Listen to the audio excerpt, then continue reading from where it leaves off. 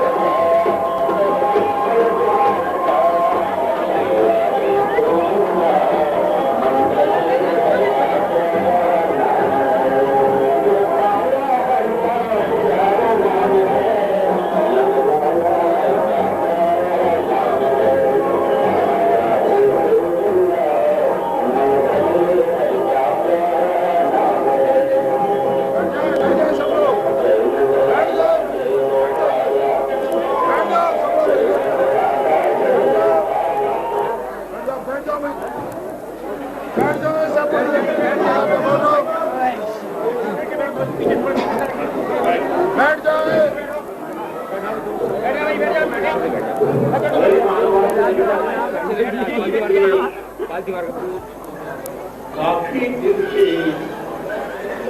अड़चन रहे थे। आज ये बड़े सौभाग्य की बात है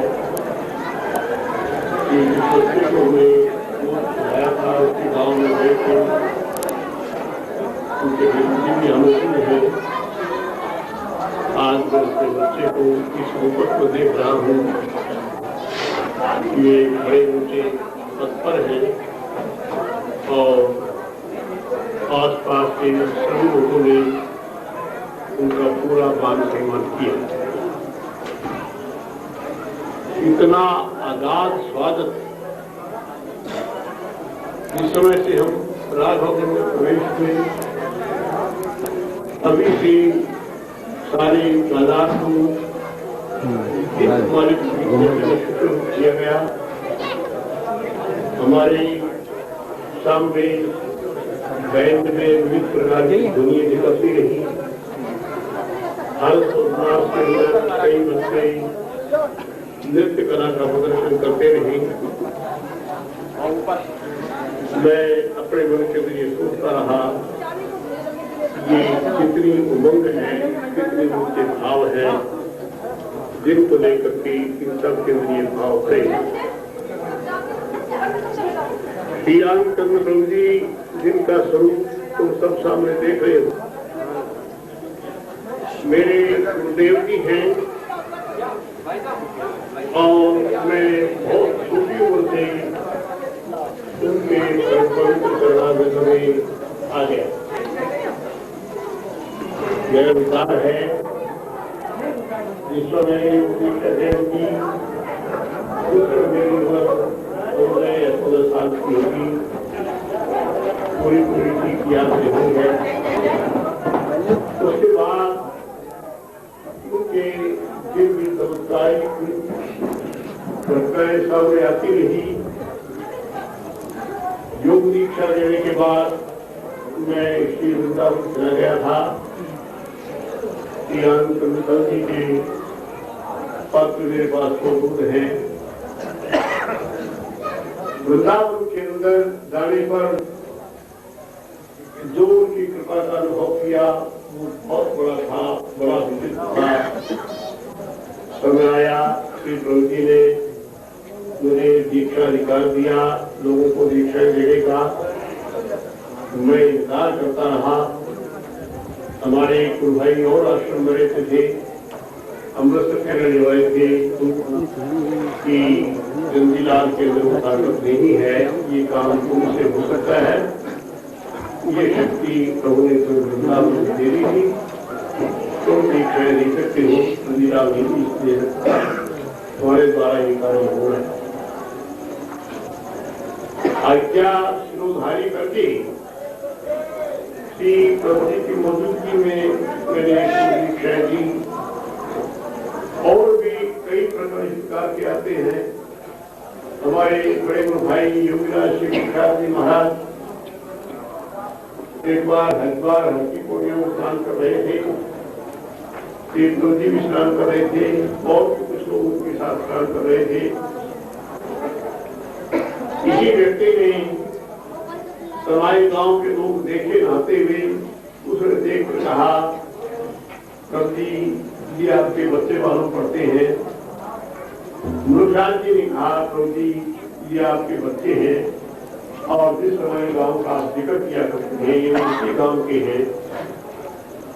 प्रभु जी ने मुझसे कहा, चलो चलो चलो उनकी बातें करो। थोड़ी दूर जाने पर श्री मुरुखान जी ने फिर पूछा, प्रभु जी आपने इनकार क्यों कर दिया, ये आपके बच्चे दिखाई दे रहे हैं। प्रभु जी ने उनका उत्तर दिया कि ये बात ठीक है जो तुम कह रहे हो, ये लोग समाई गांव के ही हैं, किंतु जिसके द्वारा इन लोगों में हमारे पास आना है वो अभी तक हमारे पास नहीं आया है। तुम इनसे बात करते हमारी बात को नहीं मानते, इसलिए वहां से इनकी बात न करनी ठीक थी। अभी उनका समय नहीं आया। जिस बच्चे के द्वारा ये आने हैं वो खुद भी हमारे पास अभी तक नहीं आया। ये बात श्री मुरुखान जी महाराज ने बताई थी। और बतलाई तब थी जब कि हमने सवाई गांव में को प्रचार करना थी और मैं जाने लगा बस तीसरी शादी को लेकर के उसमें उन्होंने बताती ये बात थी कि श्री प्रभु जी हमने मुखारजी सब कहे थे संभव है और वो यही शायद हो क्योंकि वहां पर अस्तु इस प्रकार की उनके जनाब में बनाव की था किया और अभी यहाँ देख क्या है इनकी काफी दिन की था ही दतिया में भी मंत्रालय की प्रतिष्ठा की उसके बाद गुना मंत्रालय की प्रतिष्ठा की यहाँ का प्रोग्राम भी हम काफी वर्षों से पीछे करते आ रहे थे। अब इलाहाबाद में जाने पर उधर जी कहा कि जी 2 महीने बाद मेरा स्थान कर जाएगा फिर आप प्रागों पर नहीं आ सकेंगे नहीं आ सकेंगे। हमारे इस बच्चे की गृहस्थ को लेकर के हमने का ये प्रोग्राम दिया और यहाँ के लोगों के अंदर सुख जिज्ञासा और प्रेम भाव को देख करके मन में अतिशय हर्ष का कारण ये श्रद्धा माते योगी पाती श्रद्धा जो है वो माँ की तरह योगी की रक्षा किया करती है। जननी योगिनम रक्षति विवेक क्षणधानस्य वीर्यस्य स्वर्गे उत्तिष्ठते स्वर्गप्रस्थाने चित्तमनाकुलं समाधीयते समाधिमानस्य प्रज्ञा विवेकोपावर्तते ये यथावस्तु विधान। श्रद्धा का दायरा एक इतना ऊंचा दायरा है जिसके लिए भगवान पतंजलि जी ने ये शब्द योग दर्शन के अंदर लिखे हैं विवेकाध्याय जो विवेक ज्ञान को प्राप्त करना चाहते हैं परमात्मा की ओर बढ़ना चाहते हैं और श्रद्धा उनके अंदर है तो उनके अंदर स्मृति का स्थान हो जाए। स्मृति को नहीं जानते स्मृति का नाम ज्ञाता स्मृति उसको कहते हैं हम पढ़ करके आए वो बातें याद रहती रहे वो स्मृति होती है सरल स्मृति क्योंकि स्मृति का दायरा बहुत बड़ा है। योग दर्शन में एक मुनि का प्रकरण आता है इस मामले के अंदर। जैनिशिव नाम के एक मुनि थे उनको आटक नाम के एक मुनि थे उनके अपने शिष्य जैनिशिव से पूछा कि बेटा तुम अपने कितने जन्म याद। उसने कहा कि 14 महाप्रलय के अंदर देखो मनुष्य रूप में 45 प्रलय होती है उसके बाद रूप की प्रलय होती है 14 के कई रूप की प्रलय होती है फिर गंधर्व रूप की होती है पितरलोक की होती है महालय तब आया। दैनिशिव ने कहा 14 महानगरों के अंदर जितने मेरे जन्म हुए हैं मैं उन सबको जानता हूं। इसका नाम है स्मृत्युप्रस्थान। इतने जन्मों की स्मृति क्या गणना की जा सकती है। एक मनुष्य लोक की एक बार की मनुष्य लोक की लय में 4,35,000 वर्ष एक कलयुग के व्यतीत होती है कलयुग की और ऐसी सदयुगी जो है वो 45 आजादी के बाद एक मनुष्य लोक में प्रलय आती है उसके बाद इधर रूप में आती है फिर संदर्भ रूप में और वो ऐसी 14 महालय जैन शिव ने देखी और उनमें उसका जहां जन्म होता रहा वो सारी उसको याद थी। इसका रास्ता था। श्रद्धा एक ऐसी चीज है जिसके लिए भगवान पतंजलि महाराज अपने खास से कहते हैं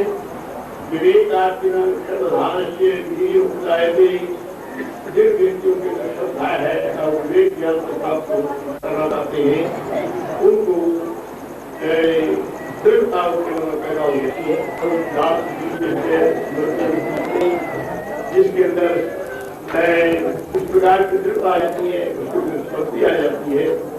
स्मृति स्थानी चित्तम अनाकुलम समाधीयते मृत्यु के साथ होने के बाद चित्त निर्विघ्न समाधित हो जाता है और समाधित हो जाने पर समाधि हमारे से प्रज्ञा विवेक को पावर ये यथावत वस्तु बनाती समाधि रचने के बाद मनुष्य को बुद्धि विवेक प्राप्त हो जाता है और बुद्धि विवेक के बाद यथार्थ वस्तुओं का देवता हो जाता है।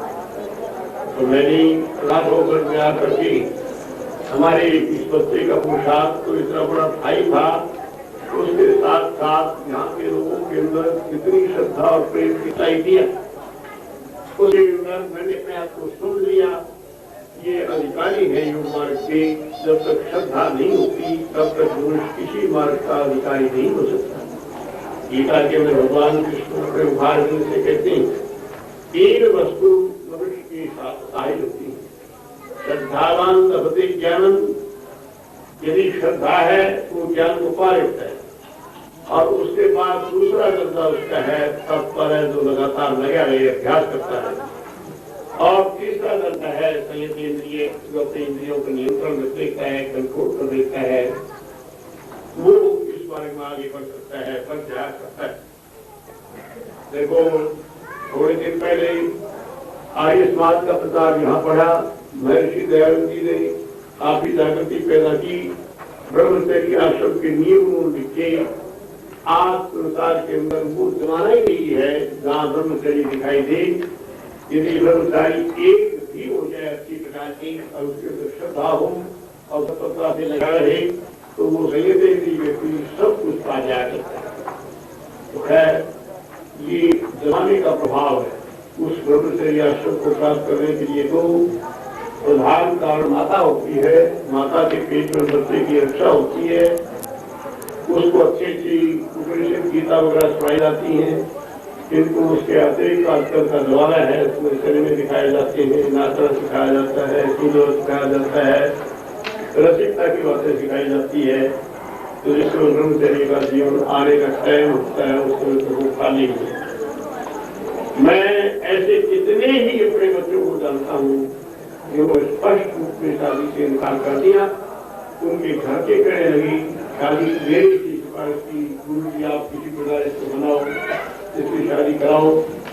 हमने उन बच्चों से पूछा, उन्होंने स्पष्ट सत्य बता दिया कि मेरे अंदर कोई शक्ति नहीं है किसी प्रकार की भी, पढ़ाई लड़की को बांध करके मैं यहाँ रख लूँ, बहुत बुरी बात है कि मेरे अंदर ताकत ही नहीं है तो मैं शादी नहीं करूँ। इसका कारण केवल मात्र एक बात, उनको शिक्षा ही ऐसी मिली बचपन से ही, बचपन से उनको नाचने की शिक्षा दी गई, बचपन से उनको सिनेमा दिखाया गया, उनकी पेट में लेकर माँ सिनेमे देखती रही, वो नचने नचनी बन गई और भोग विलास उनको बचपन से आरम्भ हो गया। जहाँ समय आना था जिनके अंदर ब्रह्मचर्य कायम न था, उस समय तक वो अपने शरीर की शक्ति से खाली हो गए, कुछ भी नहीं। ये केवल शिक्षा का भाव है। इसलिए मैं इस समय इस विषय को कल की व्याख्यान में बताऊंगा। कल प्रातःकाल से 4-5 रोज तक 4 रोज तक ये कार्यक्रम चलेगा। 5वें रोज 19 तारीख को हम तय रहेगा। उन दिनों के अंदर प्रातःकाल यहाँ क्लासेस चलेंगी, जैसा कि चारों शब्द का है। प्रातःकाल जो लोग ध्यान में बैठ जाएंगे, उसके बाद आसन क्लास चलेंगी, हमारे कर्मचारी आसन करवाएंगे, तो क्लास पढ़ाएंगे। 6 बजे के बाद आए, 5 से 6 बजे तक ध्यानाभ्यास और 6 बजे के बाद 7 बजे तक आसन क्लास, 7:30 बजे तक उस आरती करेंगे। आरती करने के बाद थोड़ा गीता पाठ कराया जाएगा, उसके बाद थोड़ा उपदेश होगा।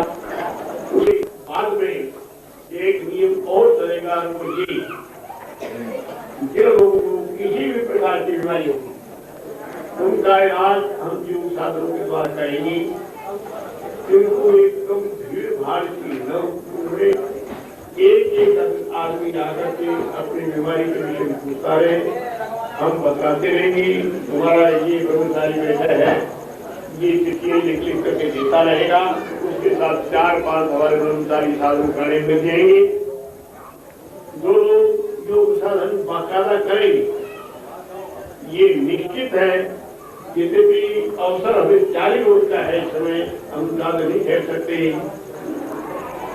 बहुत मुश्किल से ये समय निकाल पाया हूँ, जिनको इतने दिन के अंदर भी जो साधन शिक्षाएं दे रहेंगे और बाद में करते रहेंगे, अवश्य ठीक हुए।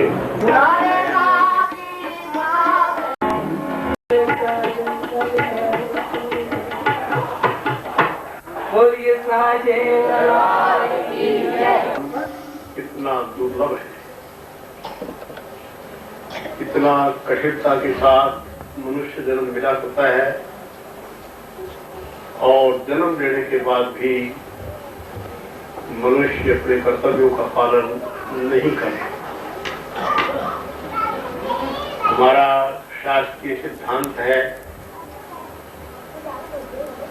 कर्म 3 प्रकार के हुआ करते हैं। योग दर्शन का सूत्र है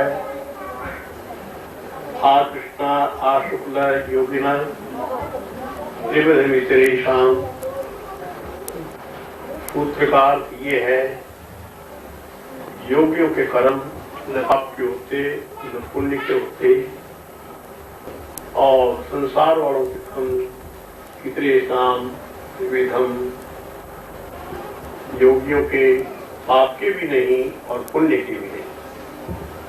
आ शुक्ला आ कृष्ण योगिन त्रिविधमितरेषाम्। इतरेषाम् दूसरे संसार में रहने वाले लोगों के कर्म 3 प्रकार के होते हैं। कुछ कर्म ऐसे होते हैं जो पाप के होते हैं, कुछ कर्म ऐसे होते हैं जो पुण्य के होते हैं, कुछ कर्म इस प्रकार के हुआ करते हैं जो पाप और पुण्य के रले मिले।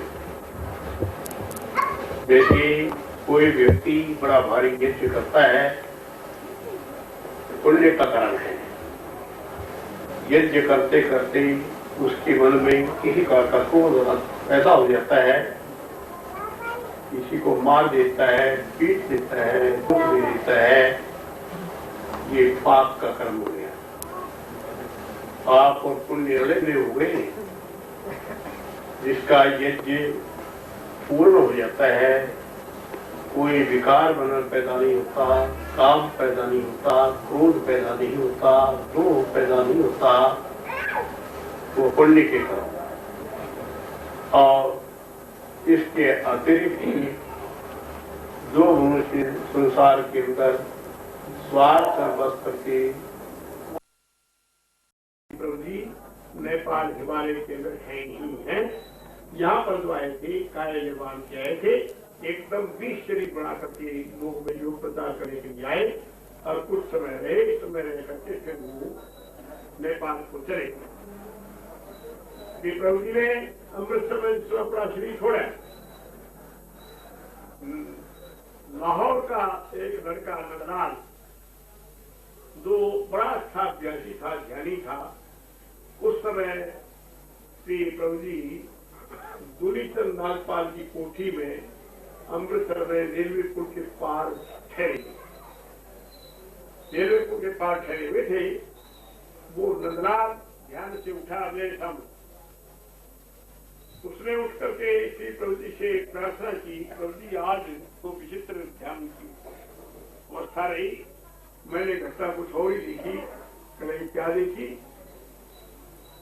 नारद जी ने मुझसे ध्यान में कहा कि श्री प्रभु जी आज नेपाल को चले गए। मैंने नारद जी से कहा मैं तो प्रभु जी से बात करके आया हूँ, बैठ करके आया हूँ, नेपाल से कहा गए वो तो नहीं है। तो नारद जी ने उत्तर दिया कि नहीं, उन्होंने उस शरीर के अंदर 20 दिन के लिए अपना प्राण कोष रख दिया है। 20 दिन के बाद इस शरीर को भी छोड़ देंगे। वस्तु को आज वो नेपाल को चलेंगे। नंदलाल ने ये बात की। श्री प्रभु जी बगीचे में पलंग पर लोटे हुए थे, मैं पास में बैठा था। प्रभु जी हंस पड़े, हंस के कर लगे कि अच्छा नंदलाल को एक बात बताओ कि नारद की बात को सच मानकर किसी ने दुख पाया आज तक? वो कह लिया प्रभु जी नारद जी ने कही, हाँ नारद जी ने कही तो जरूर किंतु नारद का काम तो ऐसी झूठी बातें बिताना है। नारद ने कहा हम नेपाल को चले गए, हम तुमसे बात कर रहे हैं, तुम्हारे पास बैठे, कहां चले गए? नंदलाल ने मेरे सामने कहा प्रभु जी, नारद जी ने कहा है कि ये शरीर 20 दिन के लिए इसमें प्राण को छोड़े हैं, 20 दिन ये शरीर रहेगा, 20 दिन के बाद ये शरीर उनका ये भी छोड़ देगा। प्रभु जी हंसने लगे, अरे चल नारद की बातों में ऐसा विश्वास नहीं करना चाहिए। किंतु बात जो की क्यों हुई, ठीक 20वें दिन ही प्रभु जी ने वो शरीर भी छोड़ दिया। अब मैं तुम्हें कहां तक सुनाऊं, उस 20वें रोज भी कम से कम 10 जगह लोगों को विदेश जाते हुए हमारे गुरु भाई थे नारायण दास, नहर के किनारे बैठे खेचरी कर रहे थे, उनको खेचरी की पूर्णता कराई। एक वैरागी जंगल में पड़े हुए थे, उनको वो शक्तिपात करके पूर्ण संप्रज्ञात युग की स्थिति उनको कराई। एक उनके कुटुंब का कोई आदमी जगन्नाथ गुरु के बटाले में उनको मिला, उसके साथ कई घंटे बातचीत करते रहे। उससे बातचीत करते हुए वो कहने लगा, भाई देखो हम तुमसे बहुत बड़े विद्वान हैं, तुम्हारी की तरह हम यदि करें तो हम तो बहुत लोगों को प्रयोग ला सकते हैं। प्रभु जी ने कहा, भाई हम छोड़ आए नेपाल को जा रहे, अच्छा खैर सवेरे ये भूले को शाम को आकर आ जाए, वो भी ठीक है। हम तो तुमसे बहुत ज्यादा विद्वान है, तुम्हें भी 10 वर्ष पढ़ा सकते हैं। हम चाहते इतने चेले बढ़ा लेते, किंतु इस ग्रंथ खाने में हमें पढ़ना नहीं था। प्रभु जी से कहा, उनके कुटुंबी भाई कह गया, हाँ भाई खैर अब हम छोड़े, हम जा रहे। कह गया अच्छा है, ठीक छोड़े तो सही। फिर श्री प्रभु जी ने उसको कहा कि भाई जगन्नाथ तुम जरा दुनीचंद नागपाल की कोठी चले जाना, क्योंकि हम वहां से चले आए हैं, हमारे बच्चे थोड़े दुखी होंगे, उनको कह आना प्रभु जी तुम्हें फिर मिले। वो जगन्नाथ कहने लगा, फिटे हमारे धिकार है, फिर क्या मिलेगा, खाली किराए के लगते पैसे, मैं किराया दे देता हूँ, चल अभी मिल लेना, छोड़ क्यों जाए, छोड़ उन यूं काम कर, गठरी बांध कर सबको साथ ले जा, या तो यूं जा, नहीं छोड़ के क्यों जाता है, उनमें वही रहो, फिर कहा मिल जाएंगे केला चेली सब दुनिया सबको लेकर चलो। प्रभु जी कहेंगे, भाई तू बात कहे तो आना जाना किसी दिन है, कहे खैर मैं तो कह दूंगा जाग मेरा क्या है, 10 कदम करने गए इधर चले गए। वो हम लोगों को संदेश देने के लिए हम प्रभु जी के शरीर को संभाले बैठी हुई थी। मुल्खराज जी महाराज को मिला, मुल्खराज जी बाहर दुकान पर थे, उसने कहा कि भाई वो तुम्हारे गुरु जो है वो हमें मिले थे। तो कहेंगे पंडित जी चलिए भी से, कह रहे मेरे पास तो बैठे बैठा रहा, भाई मैंने उसको बहुत उपदेश किया, बहुत समझाया, तो नेपाल को चला गया। अब वो कह गया था भाई हमारे चेले चेलियों को देखा ना, इसलिए हम इधर आ गए। जब उसको अंदर कोठी में ले गए तो प्रभु जी का शरीर हम सब आए बैठे थे, उनसे कहा पंडित जी देखा ये कौन है, कहेंगे कौन है, क्या हो गए, क्या हुआ, कौन है, तो कहेंगे देखो वो कपड़ा उठा करके देखो, तो देख करके लगे हैं कौन है, राम नहीं मुझे दो मिनट से बात करता ना, कोई और नहीं, कहेंगे गौर से देखो शक्ल थोड़ी सी दिखती है। हम तो कह दिया हाँ वही है, बता दिया वही है, हम लोगों ने बता दिया। वो आश्चर्य पड़ गया, उसने मेरे सामने ये मान दिया कि बस मैंने जान दिया योगेश्वर नहीं, ये कहे हुआ है कहीं नहीं। भाई मुझे तो बिल्कुल अच्छी ताजी रात की खुशी भी नहीं है, मेरे साथ हमने दोनों भाइयों ने रोटी बनाई, रोटी खाई, और उसके बाद ये संदेश देने के लिए मुझे यहाँ भेज दिया, वो आप नेपाल को चले गए, इधर ही क्या हो रहा है। तो ऐसी अनेक घटनाएं उस दिन घटित हुई। तो मेरा कहने का अभिप्राय केवल मात्र एक ही है कि श्री प्रभु जी कृपा करके हम लोगों पर अनुग्रह करने के लिए नेपाल हिमालय से काय निर्माण के साथ आए। काय निर्माण जानते हो, शरीर बना कर, जिस तरह रासलीला करते हुए भगवान कृष्ण ने शरीरों की रचना की, अंगना मंगला मंतरो माधवो माधवम माधवम मंतरे रंगना, इत्थम आकर बीते मंडले मध्यगा संदगो वेणुना देवकी नंदन, हजारों गोपियों के साथ 1000 कृष्ण बन गए, और फिर भी न्यारे किनारे एक बीच में रहना चाहिए। ये उनका यौगिक काया निर्माण था। यही काया निर्माण हमारे श्री प्रभु ने नेपाल धाम से आने पर किया।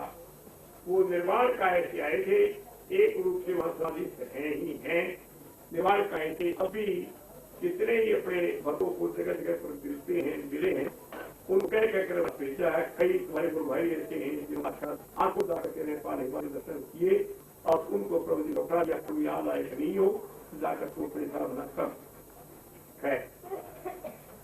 मैं कल साधन योग का वर्णन कर साधन योग के अंदर प्राणायाम की साधना से क्या परिणाम निकलता है, ये सब बातें मैंने अपने कल के व्याख्यान में खोल करके समझा दी।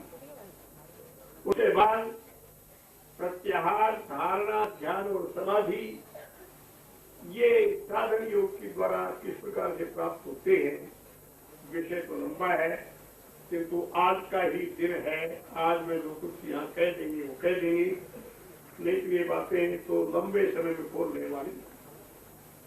प्रत्याहार का अर्थ है प्रति आहरणम प्रत्याहार, जिसका हम ध्यान करने लगते हैं, जिसका हम चिंतन करते हैं, इधर उधर से मन को घुमाकर उसकी ओर ले आए, इसका नाम प्रत्याहार कह रखता है। और उसके बाद उस पर हम धारणा कर लिया। मैं साधकों के लिए ये बात समझा रहा हूं। साधक जिस प्रकार का उनको उपदेश दिया गया, थोड़ी देर के लिए मूलाधार के उनके अंदर ध्यान करते हैं, अपने देव का गणपति का ध्यान करते हैं, उनकी शकल को सोचते रहना, ये धारणा कहलाती है। देशबंधा चित्त से धारणा, किसी एक लग में अपने चित्त को रोके रहना धारणा कर। ये इसके अंदर अपने चित्त को लगाकर हम यहाँ रोके रहे, ये पाए धारणा कर है। और यदि हम आंखें बंद करके यूं सोचते रहे, ये गणेश जी बैठे, ये ब्रह्मा जी बैठे, कल्पना से उनको सोचते रहे, इसका नाम हो जाएगा अभ्यंतर धारणा, भीतर की धारणा। वहां पर व्यास देव जी महाराज ने बिल्कुल स्पष्ट रूप से लिखा है, तत्प्रापितावत वृत्ति मात्रेण बंधो धारणा। वहां पर भी कल्पना से उस वस्तु के मन को बांधे रहना धारणा करना। साधन योग का अभ्यासी यदि पूर्ण ब्रह्मचर्य व्रत का पालन करता हुआ, नियम और साधनाओं में जाता हुआ, वो यूं धारणा करता रहता है, तो उस धारणा का 6 महीने धारणा का अभ्यास अपने तीव्रतम संकल्प से करता रहे बराबर, तो उसका परिणाम ये निकलेगा, वो धारणा ध्यान के रूप में बदल जाएगी। कैसे हो जाएगी? अभी तक तो हम ये सोच रहे थे कि ये बैठे हैं, किंतु फिर वो दिखेंगे कि बैठे हैं। तत्र प्रत्येक धारणा ध्यानम, वहां पर सदृश प्रवाह का अर्थ उनका बराबर दिखते रहना। आंखें बंद हैं, हम यूं देख रहे हैं, वो दिख रहे हैं, इसका नाम है ध्यान। प्रत्येकतानता ध्यानम, प्रति एकतानता प्रत्येकतानता, वो धारणा का जो विषय था, उनके प्रति सदृश प्रभाव का बराबर दिखते रहना ध्यान करें, इसका नाम ध्यान। तुम लोग अब ये सामूहिक व्याख्या, यदि कोई साधक आश्रम में रह करके ढंग से पूर्व से अभ्यास करे, तो वो इन स्थितियों को अनुभव कर सकता है। ये उनके संदर्भ में आ जाएंगे जरूर।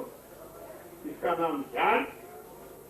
और फिर ध्यान करते करते तदेवार्थमात्र भाषण स्वरूप शून्य में समाधि, जिसमें ध्यान में ये ध्येय, मैं ध्यान करने वाला और ध्यान की क्रिया, ये 3 चीजें हैं।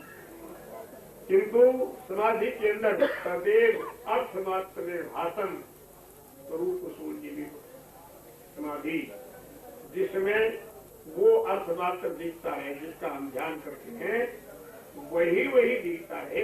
अपने आपा भी खत्म जैसा हो जाए, अर्थात उसमें ही लीनता है। ब्रह्मा का ध्यान कर रहे हैं तो ये देखें हम ब्रह्मा है। गणेश का ध्यान कर रहे हैं तो ये अनुभव हो कि गणपति रहम। विष्णु भगवान का ध्यान कर रहे हैं, ये अनुभव आए विष्णु रहम, मैं स्वयं विष्णु। बस ये जो अनुभूति होती है इसका नाम होता है समाधि। सदैवार्थमात्रे भाषम स्वरूप शून्य समाधि। ये संप्रज्ञात समाधि।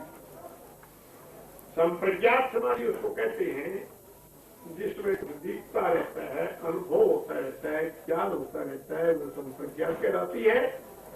और जिसमें सारी वृत्तियां खत्म हो जाती, सदा दृष्टु स्वरूप साधना, तब दृष्टादिवाता पे सूत्र ठहर जाया करता है, उसका नाम होता है निर्बीज समाधि। ये समाधि है और वो है असंप्रज्ञात समाधि, जिसमें कोई बोध नहीं रहता, आपके स्वरूप सामने आने लग जाता है। ये तीनों बात सब हो जाए, स्वयं एकत्र संयम में धारणा भी एक ही में हो, ध्यान भी उसका ही बने और समाधि में भी वही हो, उसमें समाधि लग जाए, तब मनुष्य को संयम सिद्ध हो जाता है।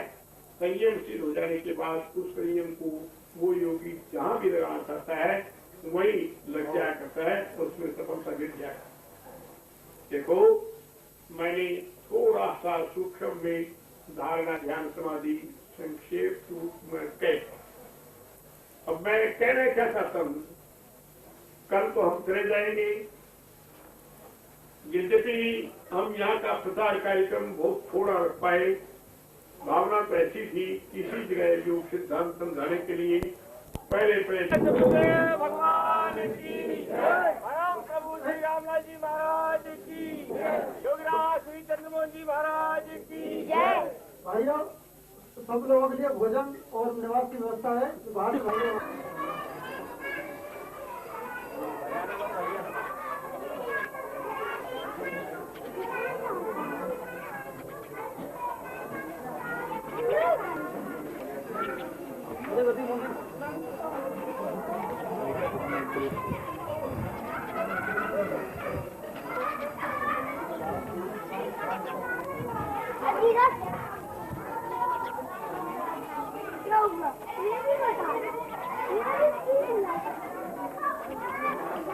योग योगेश्वर अनंत श्री विभूषित श्री चंद्रमोहन जी महाराज सदगुरुदेव श्री सिद्ध गोपाल सवाई आश्रम आगरा के श्री चरणों में रावगढ़ नगर आगमन पर यहाँ विषाद वियोग रहा है, जबकि योगेश्वर कहलाकर गीता का उपदेश कहा है।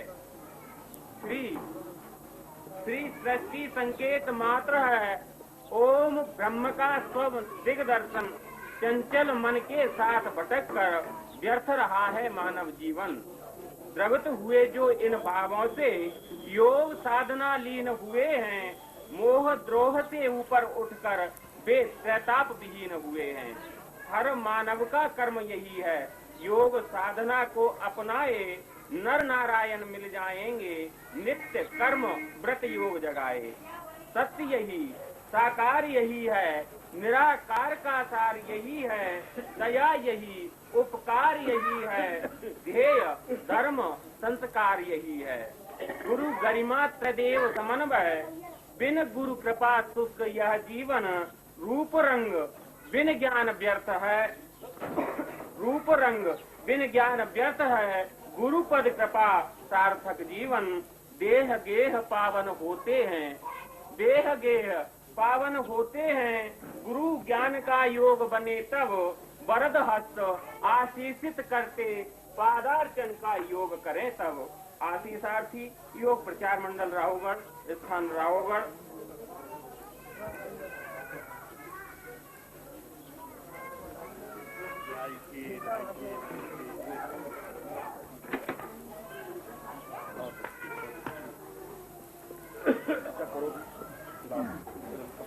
गुरु ब्रह्मा गुरु विष्णु गुरुदेवो महेश्वरा गुरु साक्षात् परब्रह्म तस्मै श्री नमः। अखंड मंडलाकारं व्याप्तं येन चराचरं तत्पदं दर्शनं चंदनं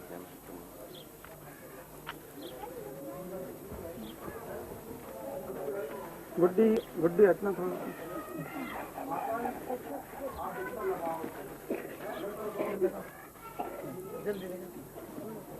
थोड़ा पीछे हटना साहब, साहब थोड़े पीछे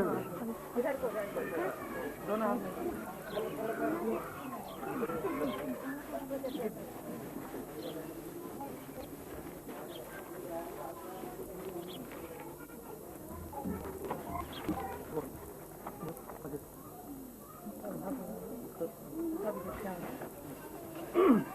सब हाथ लगा लो, एक से एक लगा लो।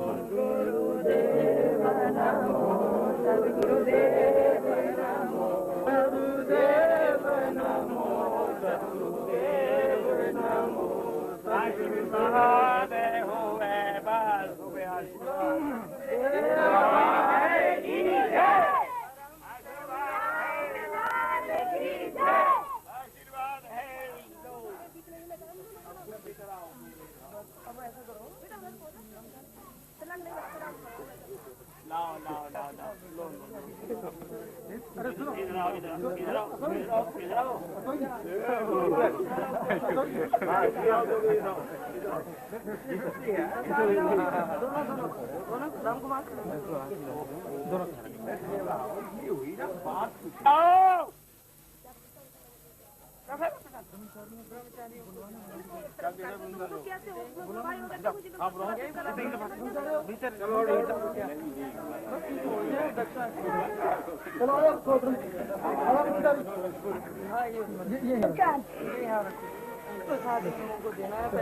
ब्रह्मचारियों को दे दे लोग, बुलाओ ही।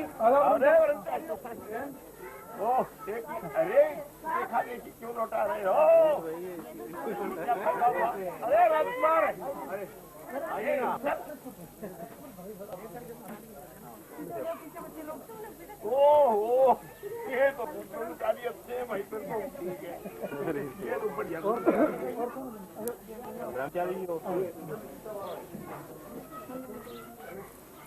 चलो कौन ब्रह्मचारी रहा? बालाजी को बुला कन्या, बुला बालाजी को बुला ना भाई, ये अभी इधर को सब अपने अपने